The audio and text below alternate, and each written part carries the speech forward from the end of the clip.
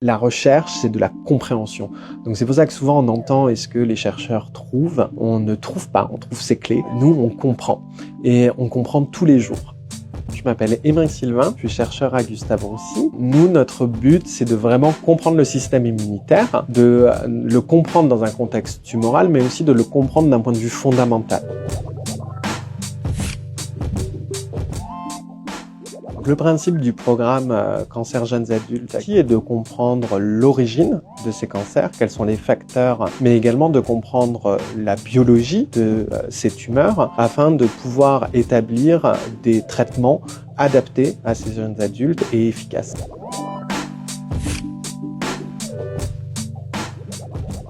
Depuis quelques années, il était observé une augmentation de ces cancers aux États-Unis. Et en fait, depuis cette année, on a pu voir clairement une augmentation en France, ce qui est alarmant. À l'échelle européenne, on voit clairement que les cancers du système digestif chez ces jeunes adultes sont en augmentation drastique. Le nombre de patients reçus, par exemple à Gustave Roussy, augmente de manière exponentielle.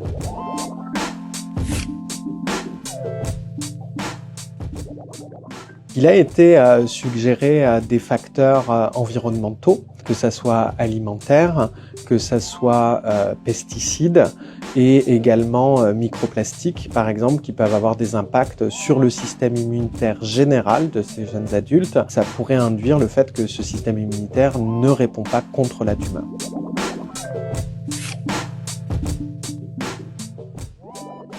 Pour moi, il y a comportement sain, comportement à risque, mais surtout, il y a une population éduquée. Je refuse de culpabiliser les gens, je ne pense pas que ce soit la bonne manière, mais par contre de les éduquer. Bien sûr, fumer, ça augmente les risques.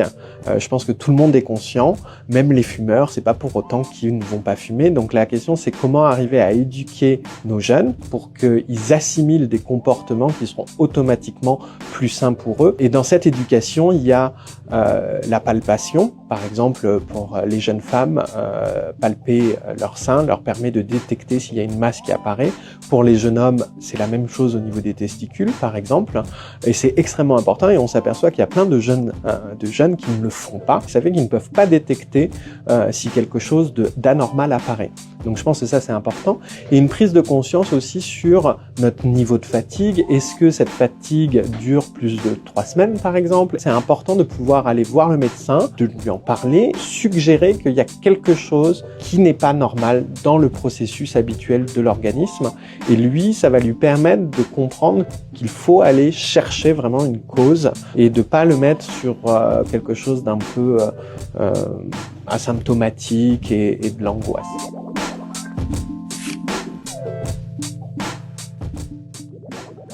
La différence actuellement, c'est qu'une personne de plus de 50 ans va être beaucoup plus attentive à son organisme, ne va pas se croire indestructible. Et donc en fait, quand il y a quelque chose qui dysfonctionne, va automatiquement aller voir son médecin et va lui en parler. Alors qu'un jeune de 30 ans, quand il y a quelque chose qui est dysfonctionnel, il va se dire bon, ça va rentrer dans l'ordre tout seul et en fait, il va pas forcément aller voir le médecin. Et c'est là où l'éducation de ces jeunes adultes va être primordiale pour faire une prévention et intercepter la tumeur le plus tôt possible.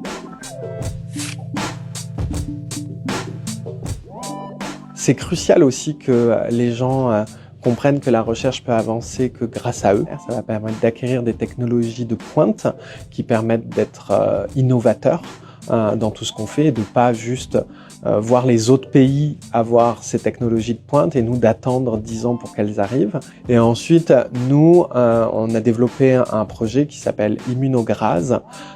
C'est un projet qui a pour but de comprendre le système immunitaire de ces jeunes adultes et pourquoi ce système immunitaire ne répond pas contre la tumeur. Parce que c'est anormal, en tant que jeune adulte, notre système immunitaire devrait éliminer les cellules qui ont des aberrations génétiques qui font qu'elles vont devenir tumorales, et c'est pas le cas.